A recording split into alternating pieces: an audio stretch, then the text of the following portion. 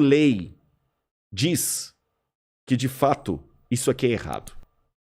Eu tenho que ter um princípio universal para responder isso. E se esse princípio universal não existe, que é Deus, então todas as argumentações, boas ou ruins, se tornam apenas localizadas.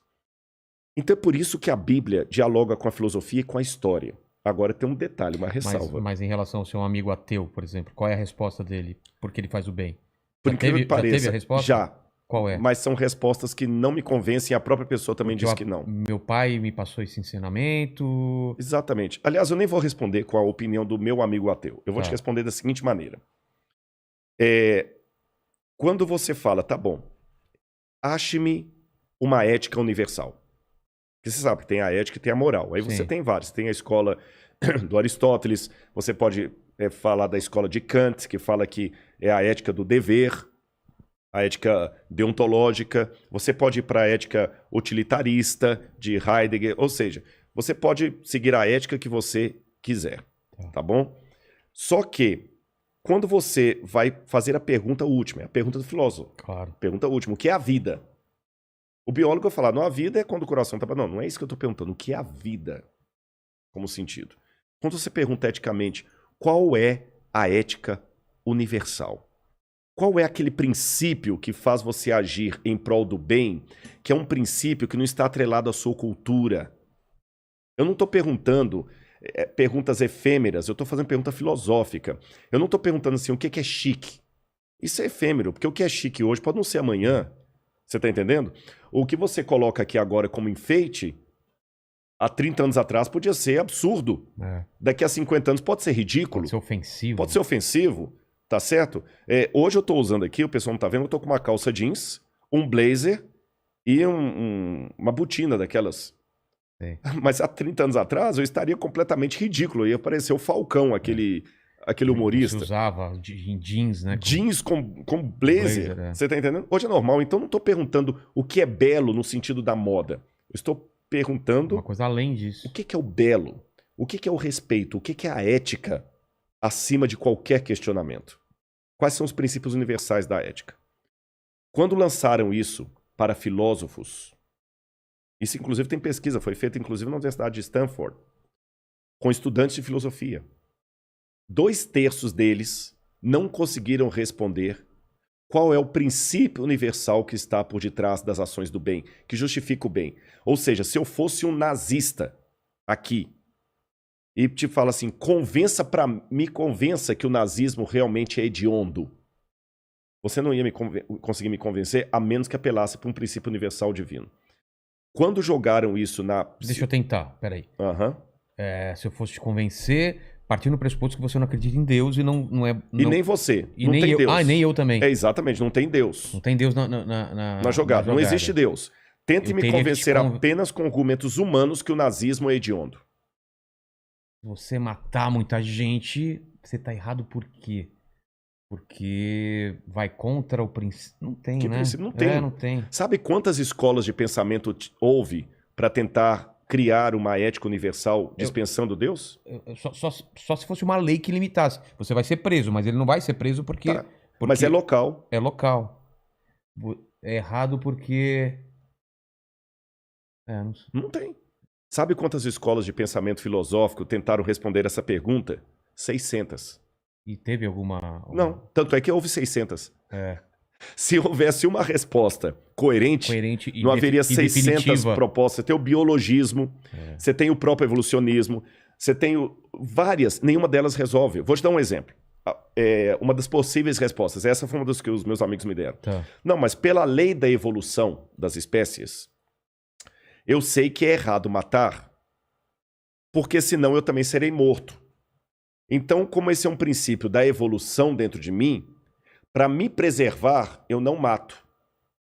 Aí eu falo assim, mas será que isso não faz sentido? Porque se fosse então, jamais haveria guerras. Eu mato o outro para ele não me matar, é o contrário. É o contrário. Você tá entendendo? Alguns falam assim, não, é o gene egoísta. Como disse lá o Dawkins, né? O Richard Dawkins. É o gene egoísta. Tá, mas o gene egoísta, você tem no mundo animal... Não, mas o gene egoísta, ele justifica as pessoas matarem as outras, não deixarem de matar. Porque Exato, é a essa é a procriação. questão. É a procriação. Ele fala assim, eu vou procurar para que o meu gene... Ah, tá. Mas mesmo assim, o gene egoísta é perigoso, porque o gene egoísta não é uma questão moral, é uma questão muito minha. É. Ou seja, qualquer coisa que nós acreditamos, até o galho, até o chifre que você ganha da sua namorada, não tem como você moralmente recriminá-la se você tirar Deus da jogada. O máximo que você pode falar é o seguinte, olha, desculpa, roubar esse copo seu é errado à luz do Código Penal brasileiro. É. Você está entendendo? Agora, convenhamos. Achado não é roubado. Achado não é roubado. Se eu pegar a própria lei da evolução das espécies, a sobrevivência do mais apto. É. Se eu conseguir te roubar e ficar bem, o que eu tenho que cuidar para não ser pego. É. Então você está vendo, a Bíblia dialoga com muita coisa. Eu só queria dar uma notinha só sobre a questão ainda da arqueologia, e a gente pode continuar esse assunto. Tem uma coisa que muita gente levanta contra a Bíblia, fala assim, Rodrigo, mas você é arqueólogo. Você não tem a prova para tudo da Bíblia? Que eu falei que a história pode ser comprovada. Eu tenho que levar em consideração o seguinte, Vilela. O arqueólogo, para entrar nessa área, a primeira coisa que ele tem que aprender é trabalhar com fragmentos de história. Você nunca vai ter o cenário completo. Não, né? não é só da arqueologia bíblica, não. Se eu trabalhar... O historiador também, né? Exatamente. Se eu trabalhar com a arqueologia dos incas, dos maias, dos astecas, dos egípcios, da Mesopotâmia, a arqueologia africana... Você tem vestígios. Vestígios, porque a ação do tempo, guerra, reocupação de cenário, ladrões de sepultura, muita coisa se perdeu. Mas a gente pode dizer que quem daqui 100 anos quiser estudar o nosso tempo, ele não vai ter fragmento, ele vai ter tudo, ou mesmo assim são fragmentos?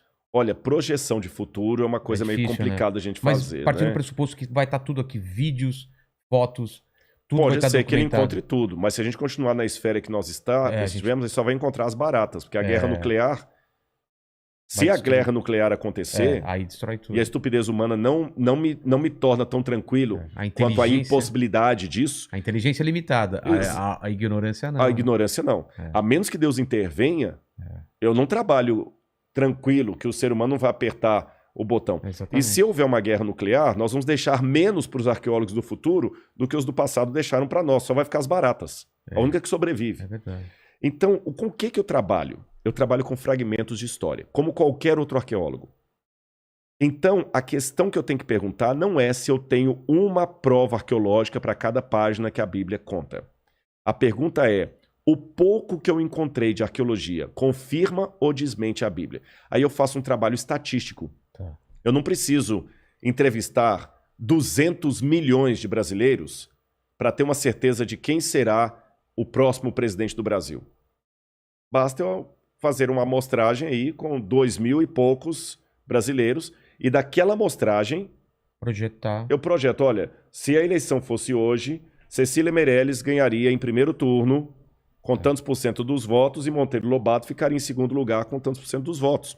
Quando o Ibope faz essa projeção, ou Datafolha, ou qualquer órgão aí, ele não entrevista todos os brasileiros. Ele pega uma amostragem e com base nessa amostragem ele projeta. A arqueologia é a mesma coisa. Eu não tenho evidências para todas as histórias da Bíblia, mas aquelas poucas que eu tenho, elas confirmam ou não? Confirmam. Então, a partir delas, eu posso projetar a estatística e ver a arqueologia confirma historicamente a Bíblia Sagrada. Entendi. Aí vamos voltar, então, para esses estudos. O que a gente tem de estudos sobre a crucificação de Cristo? Acho que a gente